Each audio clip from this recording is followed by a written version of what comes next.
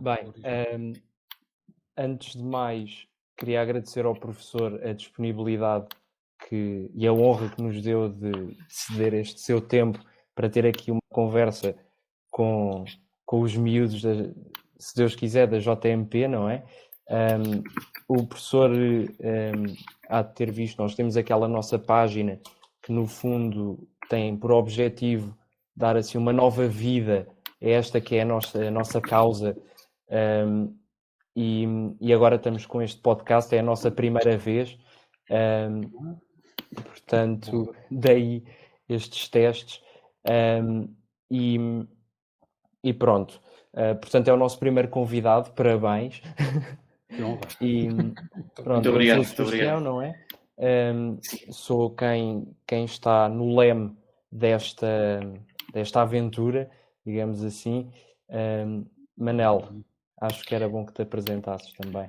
O meu nome é Manel Bessa, também sou aqui presente na lista que eventualmente esperemos que ganhe da JMP. Primeira vez que temos duas listas a candidatarem-se à Juventude Monárquica, portanto acho que é saudável, dá um parecer de democracia, de alguma competitividade, mas acho que é saudável. Até eventualmente pensámos que poderia formarmos só uma, mas acabámos por aceitar esta divergência de haver duas listas e achamos que traz riqueza e diversidade, e acho que se calhar é algo que também faltava um bocadinho aqui à Juventude Monárquica.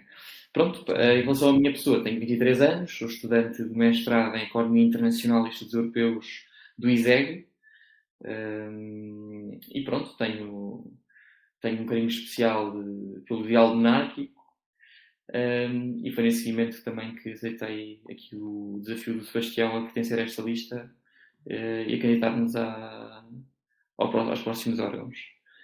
Isto a nível pessoal, professor, porque a nível institucional, digamos assim, aquela página não está vinculada à nossa lista, portanto, independentemente do desfecho que venha a ter, nós vamos continuar com este trabalho, porque nós estamos aqui pela causa, não é por taxismos, nem por coisas desse género que destroem esta nossa sociedade em geral. Nós tínhamos uma apresentação pensada para o professor, mas se calhar lançava o desafio de ser o professor a falar um bocado sobre o professor, para não tornarmos a coisa demasiado formal, não é? Sim, senhora. Muito bem. Ora bem, eu costumo dizer que tenho duas vidas. Vou começar pela primeira, que é a mais institucional, que é a vida universitária na Universidade Católica, onde leciono e investigo no Instituto de Estudos Políticos, que é a minha área de trabalho académico, nomeadamente a área mais de teoria política. Foi na Universidade Católica também que fiz, e no Instituto de Estudos Políticos, que fiz o mestrado e o doutoramento, e depois por lá fiquei. Tive esta dificuldade um bocadinho de sair da escola, de maneira que fiquei na escola e ainda estou na escola, e isso é uma coisa que eu levo muito a sério, porque a escola tem sempre este lado também de brincadeira e de jovialidade, e eu acho que é um privilégio que nós temos, podermos chegar a estas idades mais avançadas, como eu já estou a chegar ao meio século dentro de pouco tempo, mas no fundo poder contactar permanentemente convosco, com gente da vossa idade, dos 18, enfim, até hoje, depois nos mestrados, doutoramentos, 20, 30, mas normalmente são sempre pessoas mais novas do que eu. E isso é bom porque o meu registro de normalidade é um bocadinho mais novo do que os meus amigos, etc., que contactam com pessoas de 50, 60 no dia-a-dia deles. Por isso para mim é um privilégio grande. A minha outra vida não é fazer a casa de papel, que também os alunos brincam muito com isso, mas é de agricultor. E essa é uma parte da minha vida que eu estimo muito, e que levo muito a sério e que me ocupa há algum tempo, sobretudo neste momento que estamos em plena campanha de colheita das cerejas. De maneira que, enfim, nesta altura estou aqui no Serjal e não propriamente na universidade, muito embora, enfim, se vá fazendo estes trabalhos hoje em dia cada vez mais facilitados com os online e tudo isto. Mas, enfim, é isto. Enfim, e tenho já agora, para tipo disclaimer, eu sou monárquico, não propriamente de nascença, não é aquelas coisas tipo sócio do Benfica, que faz o filho sócio do Benfica, a primeira coisa que faz quando nasce. Prática, aliás, que eu aprecio bastante quando se faz antes do registro civil. Acho bem que uma pessoa que o primeiro registro da vida de uma pessoa não seja o registro civil no Estado, mas seja noutras instituições, se for o Benfica, o Sporting ou outra coisa qualquer, ótimo. Muito bem, mas comecei nisto, isto foi um bichinho que me pegou, tinha eu aí os meus 15 anos, naquelas idades em que se fazem disparates, etc. A mim deu-me para isto. Provavelmente, se calhar, já me tenho interrogado porquê, mas se calhar porque quando a gente tem aquela idade temos a mania que somos diferentes e gostamos de fazer coisas diferentes, etc. E pronto, há alguns dá para o punk e para os anarquistas e coisas assim, a mim deu-me para isto. Na altura era sobretudo, era estranho, não é? Porque estamos a falar dos anos 80 e uma pessoa dizer-se monárquica naquela altura era assim um bocadinho estranho. Hoje em dia já se pode dizer isto um bocadinho mais à vontade, mesmo assim continua a soar estranho e continua a ser diferente. Mas naquela altura era mesmo muito estranho, sobretudo se a pessoa dissesse que gostava de outras coisas, para além de ser estranho, era apelidado de fascista, de coisas etc. Mas isso dava um certo gozo. E nessa altura também fizemos uma proeza em Lisboa, que foi ganhar uma associação de estudantes no então Liceu Rainha Dona Amélia, ainda na Junqueira, com uma lista monárquica. Foi uma coisa muito estranha. O único apoio partidário, porque todas as listas naquela altura, presumo que hoje em dia ainda seja assim, tinham apoios partidários, nós tínhamos o apoio da Juventude Popular Monárquica. Enfim, não era um grande apoio, mas era um megafone que eles tinham para lá e umas coisas assim. E fizemos uma campanha divertida e ganhámos aquilo, creio que durante 2 anos, coisa assim. Depois fui para a universidade e o bichinho foi-me levando, e na Universidade de Lusíada, onde fiz a licenciatura em Direito, fizemos um núcleo de estudantes monárquicos. Acho que foi o primeiro na altura nas universidades também, com um jornal que era o Cara ou Croa, umas coisas assim. E pronto, éramos uma grupeta que se ia divertindo com estas coisas e pronto, e aqui estou eu hoje a falar convosco com muito interesse, porque vocês têm uma coisa que me despertou a atenção logo desde o início, que é o nome. E esta coisa de serem monárquicos desavergonhados interessou-me, e depois fui-vos ver melhor e de facto o vosso comportamento corresponde ao nome. Eu acho isso interessante, acho muito interessante, porque infelizmente a imagem que os monárquicos têm junto à maioria das pessoas é uma imagem que a mim particularmente não me diz grande coisa, que é aquela imagem muito convencional, de pessoas que se reúnem em jantares muito bem e tal, não sei o quê, mas isso a mim não me diz muito. De maneira que a vossa falta de vergonha interessou-me, entusiasmou-me. Acho que de vez em quando aparecem-nos estas coisas que nos fazem acreditar que ainda há esperança, e de maneira que aqui estou com muito gosto, e vocês fizeram-me este convite e eu não podia deixar de participar e agradecer desde já e desejar-vos as maiores felicidades neste vosso movimento. Muitíssimo obrigado, professor. Bem, o professor acabou logo por responder a uma questão que nós tínhamos preparada, que era exatamente como é que tinha começado este bichinho, como o professor disse.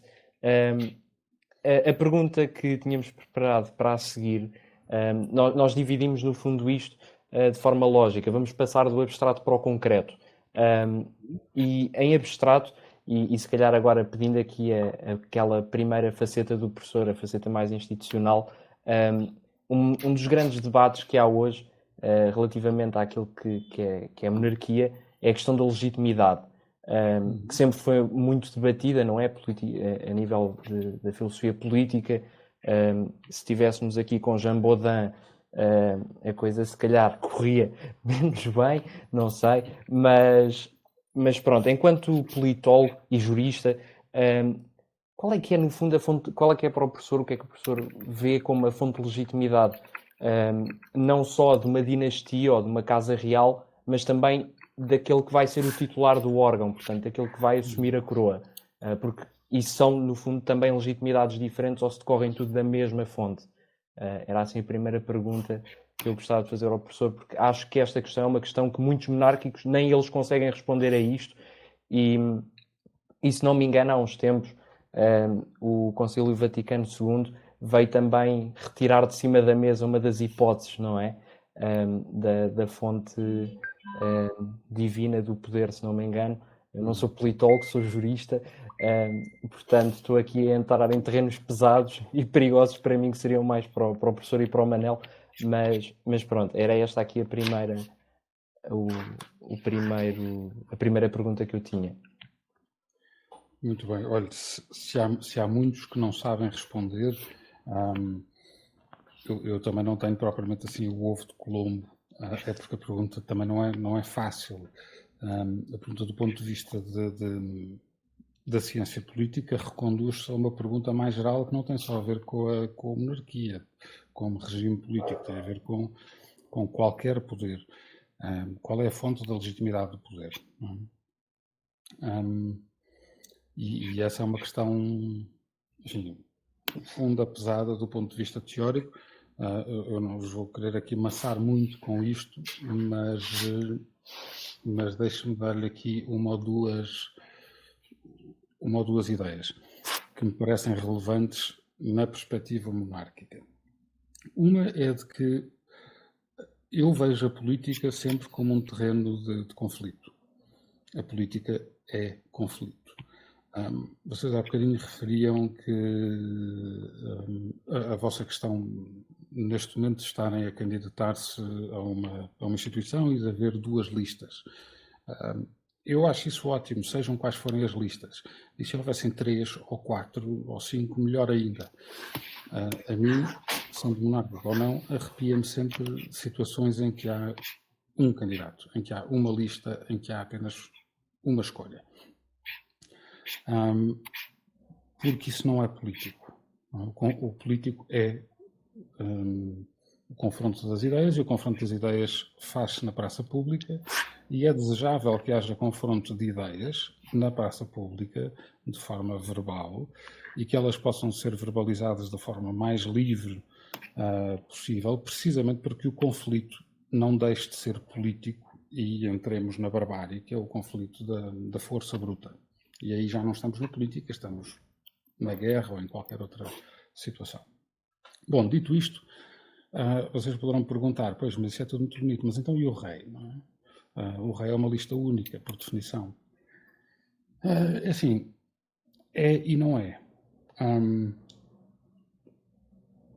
E eu gostava de vos reportar para duas grandes tradições monárquicas. Uma é essa da lista única, que é talvez a mais vulgarizada e aquela que provavelmente ecoa mais nas nossas cabeças, até do imaginário que temos dos filmes, dos livros, etc. Todos nós já vimos cenas em que assistimos à morte de um rei e os outros personagens que andam à volta dizem: morreu o rei, viva o rei.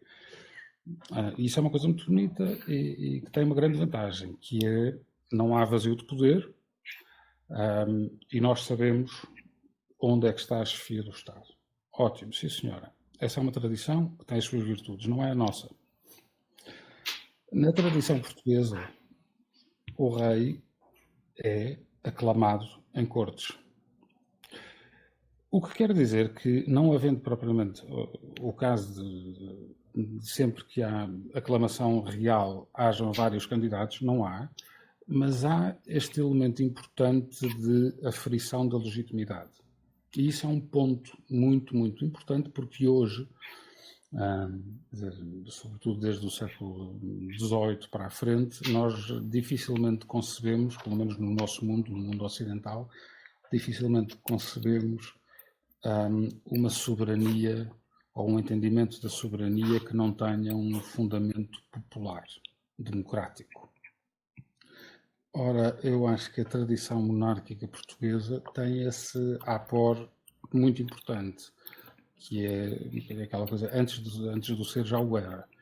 Antes de entrarmos na era da liberdade, na era da democracia, etc., a nossa tradição monárquica era eletiva, sempre foi. Pelo menos desde as cortes que fazem a aclamação do Dom João I, está na entrada da segunda dinastia, mas enfim, é uma matéria que historicamente é relativamente disputada, mas há pelo menos a referência mitológica ao conselho que terá eleito o próprio Dom Afonso Henriques para conduzir as hostes portuguesas na afirmação da sua independência, etc, etc. Por isso nós temos essa tradição que vem muito atrás e que foi sendo acarinhada na nossa história, que é quase milenar, e repetidamente foi invocada, inclusivamente quando da própria Revolução Liberal, essa tradição é invocada para legitimar, mais uma vez, as cortes constituintes liberais, etc. Por isso, eu acho que isso é um ponto que nós devíamos, é a minha opinião, manter bem presente e assim erradicar essa ideia de que a monarquia é qualquer coisa que anda ao contrário da democracia. E se não quisermos assim, ideias tão teóricas, basta olharmos para a realidade que nós conhecemos, contemporânea, e olharmos para este bocado do mundo que nós reconhecemos como mais ou menos civilizado, que é a Europa,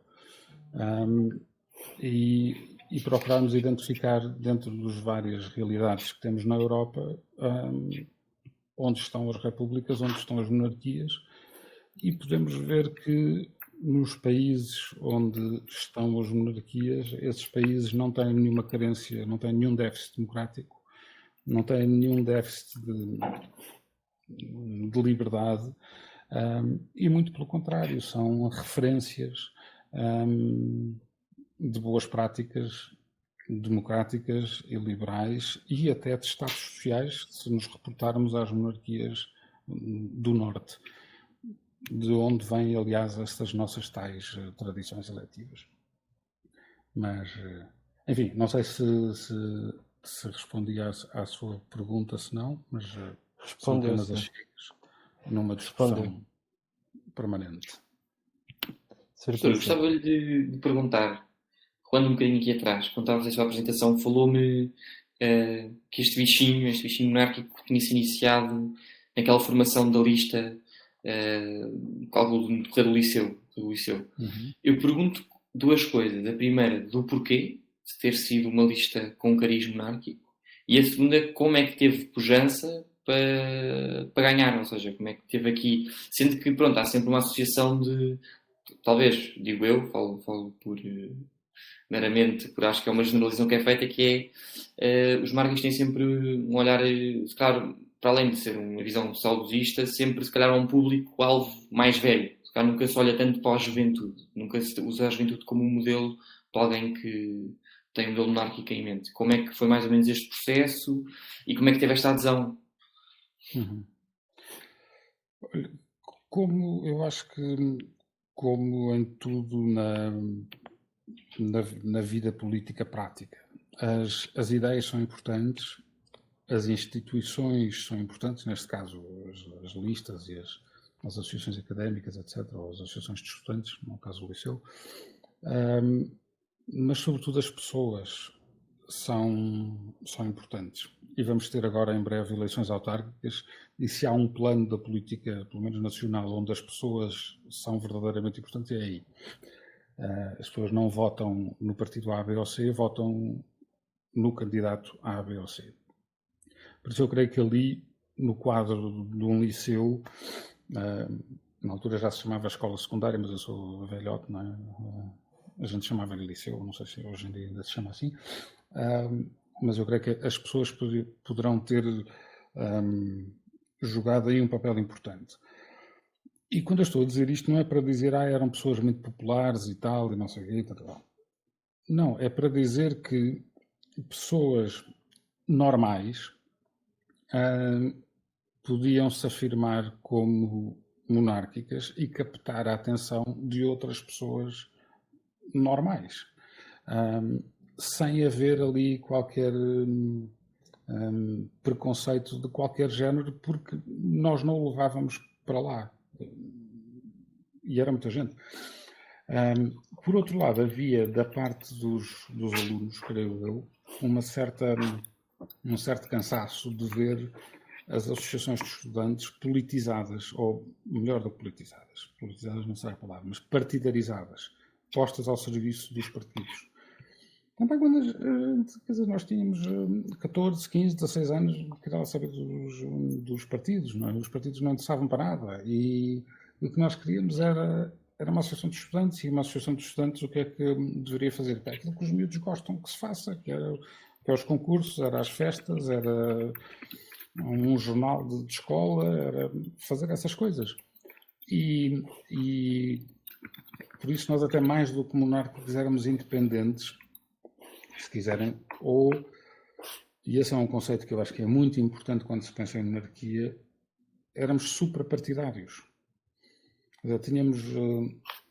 Tínhamos gente connosco que não estava afiliada em partido nenhum, ou outros que eram até, que andavam com os As de anarquistas nas costas, e tinham irmãos que eram punks, à série, e coisas assim, que andavam connosco, por isso era uma coisa divertida, era uma coisa de todos, era um grupo de amigos daquele liceu que gostavam daquele liceu e queriam fazer alguma coisa por aquele liceu. Eu acho que os monárquicos têm um bocadinho isso, não é? Não quero saber se sou socialista, se sou democrata cristão, se sou social-democrata, se sou liberal. O monárquico, ou a ideia monárquica, é supra isso. Está mais preocupada com o país e com a enfim, e outros valores que depois podemos falar mais daqui a bocadinho, se acharem problemas com a identidade, com isto, com o outro, provavelmente com a partidarite. E esta coisa de estarmos a ser manipulados por partidos era uma coisa que a mim me chateava, e eu acho que a muita outra gente também. Já agora, não esquecer, uma coisa que na altura também foi importante, que era um movimento monárquico que houve, e que também nos apoiou, que era uma coisa diferente que apareceu naquela altura, que se chamava Nova Monarquia. E a Nova Monarquia também, ela própria rompia muito com estes preconceitos que havia em relação à ideia. Tinha uns ideais diferentes, depois aquilo seguiu um outro caminho, enfim, creio que não interessará para aqui, mas na altura foi muito interessante porque era um outro grupo de pessoas, extra-liceu, que também se identificavam com o ideal monárquico, mas que eram muito diferentes dos monárquicos tradicionais que a gente conhecia. E isso acho que também foi importante, foi assim um chocalhar. Acho que foi giro. E sobretudo esta coisa de ser diferente e explorar a ideia de ser diferente e querer fazer diferente. É interessantíssimo que quando o professor estava a falar desta questão, em primeiro lugar, hoje seria inimaginável haver uma lista apoiada por algum movimento monárquico. E, quer dizer, temos já tão poucos movimentos monárquicos e haver na altura uma lista que era apoiada não por um, mas por dois movimentos monárquicos é fascinante e algo que mudou muito nestes últimos tempos. E essa era outra questão que eu gostava de fazer ao professor, especialmente enquanto professor. O professor há de ter estado em contacto com muitas muitos espaços geracionais diferentes, não é? Com pessoas de muitas idades diferentes. O professor sente que houve um decrescimento da convicção nestes nossos valores, porque no fundo ser-se monárquico acima de tudo é ter-se um ideal, um valor, um sonho até, se lhe quisermos chamar. Houve um decrescimento, houve um desinteresse, e se tiver havido um desinteresse, qual é que será a origem? A educação, a formação que as pessoas recebem ou não nas escolas e faculdades? O que é que parece ao professor? Sim, eu acho que hoje o movimento monárquico está em muito maus lençóis. Porque você fala em desinteresse, e eu acho que sim, é muito... As pessoas já não querem muito saber disso. Agora, não deixa de ser interessante que os valores republicanos são, de facto, eu acho que fazem parte de um programa educativo e estão permanentemente incluídos nos currículos escolares, mas não deixa de ser interessante que as pessoas continuam a gostar de presidentes da República que interpretam muito bem uma certa figura monárquica. E eu lembro-me de dois. Creio que até mais, mas dois. O atual. E não sei se eu tenho... Enfim, o atual Presidente da República, antes de o ser, era Presidente da Fundação para o Nosso Fundo, de maneira que repositório de património monárquico, de maneira que eu acho que ele próprio o será. Mas, enfim, é o Presidente da República. Mas isso não interessa agora saber o que ele é, o que não é. É o chefe de Estado. Agora, que ele interpreta muito do que seria a figura de um rei, interpreta, e as pessoas gostam disso enfim, tanto que teve a votação expressiva que teve, apesar de tudo. As duas votações. O outro, que não terá nada de monárquico, seria um republicano convicto e dos valores republicanos, etc., mas que era um pequeno rei, era o Dr. Mário Soares. O Dr. Mário Soares era um pai da pátria, foi um presidente da República que encarnou muito essa figura. Uma outra variação do ideal, se quiserem, será também na altura, sem ocorrer, sem passar pela cabeça, e isso não sei se terá alguma simpatia pela coisa, se não, presumo que não, mas seria o próprio general Ramalhianes. E o general Lianes, depois de ser Presidente da República, veio cultivando, ou pelo menos foi cultivado em torno dele, e continua a ser, esta ideia de figura reverencial e referencial do regime, um repositório de segurança e de hombridade, e de honestidade, enfim, toda uma série de valores que são facilmente associáveis à figura do rei. De maneira, por isso eu lhe digo que nós estamos em muito maus lençóis. Por um lado, porque há um programa escolar que é claramente, a meu ver, claramente republicano, instilado de valores republicanos, com coisas que a gente nem se dá conta, mas eu já tive 3 filhos a passar pela história do liceu e com os 3 aconteceu a mesma coisa. Aos meus alunos todos que chegam aos bancos da faculdade é sempre a mesma coisa. Quando eu pergunto qual foi a primeira revolução liberal da história, a resposta é sempre a mesma.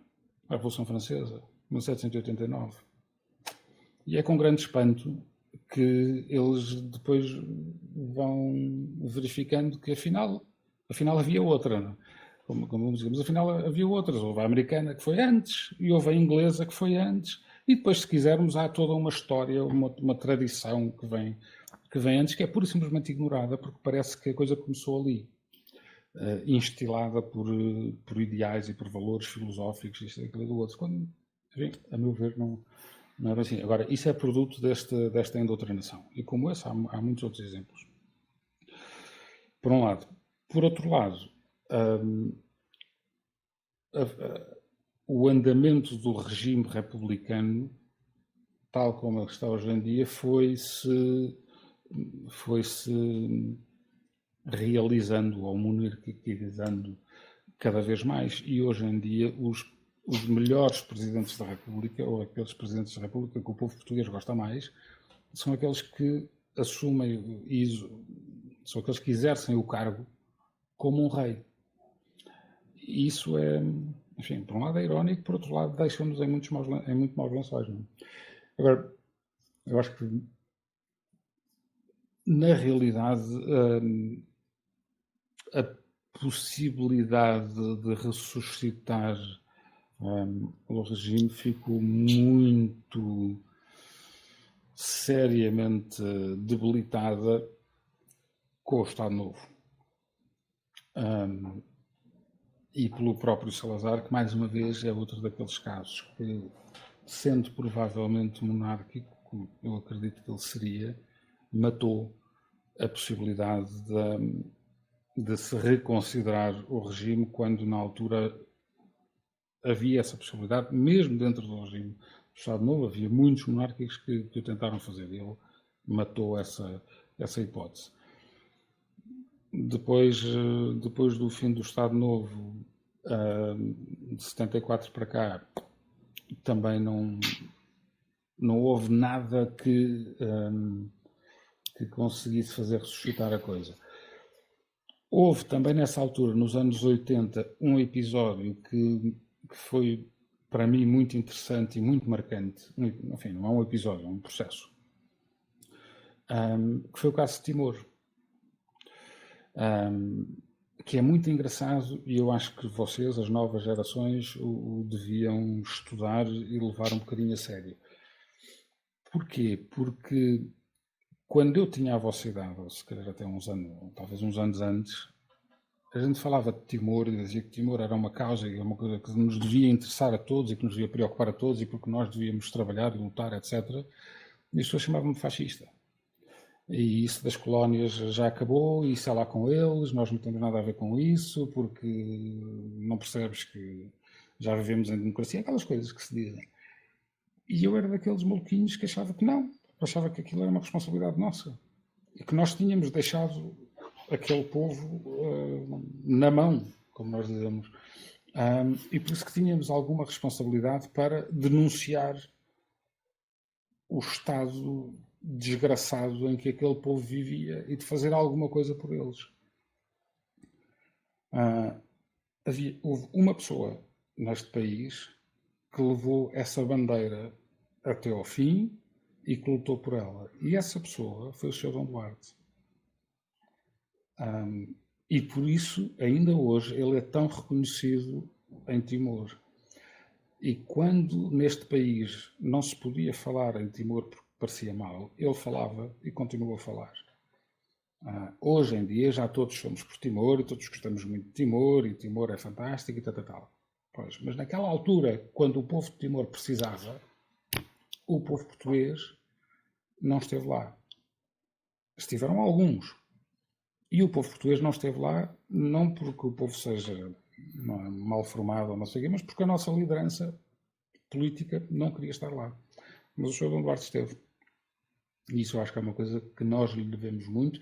E quando às vezes a gente se pergunta, mas o que é que ele já fez pelo país? Fez isso. E isso é extraordinário. Caso contrário, nós ainda viveríamos ou pelo menos eu viveria, se calhar algumas outras pessoas viveriam com uma consciência pesada com aquilo. E mais do que isso, faz uma coisa que é fundamental para nós e que é, para nós enquanto país, acredito eu, o nosso maior ativo, que é a lusofonia. E esse é um valor que ele trabalha. E ele é reconhecido em todos os territórios que falam português e em muitos deles, quando ele aparece, ele é o rei. E isso é uma coisa muito engraçada, é que ele é o rei em todos os países que falam português, exceto em Portugal. Isso podia-nos dizer alguma coisa. Agora, e no dia em que nós percebermos que o nosso país é um país encantador, etc., mas nós somos só 10 milhões e vamos descendo. E que o nosso maior ativo é termos uma língua que é a única língua oficial falada nos 5 continentes do mundo. E que é uma das línguas do mundo, provavelmente a quinta, salvo erro, mais falada no mundo. Que vamos a caminho dos 300 e tal milhões de falantes.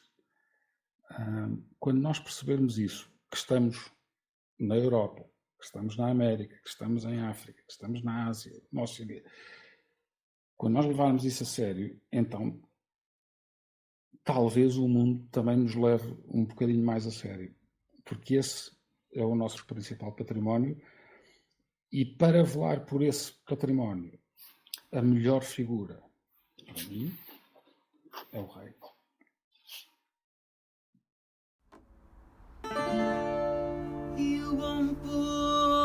Muito obrigado por terem assistido a este episódio do nosso podcast.